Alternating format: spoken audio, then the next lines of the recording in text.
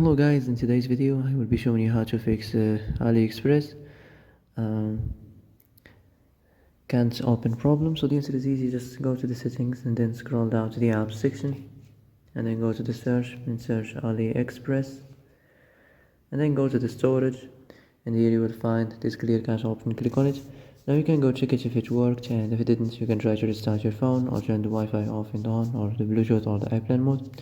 Also you can try to clear data, but be careful. If you clear data, all this application's data will be deleted. This includes all files, the settings, the accounts, the databases, etc.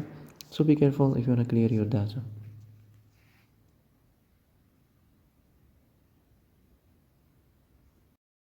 And that's it for today's video. I hope this is the answer you've been looking for.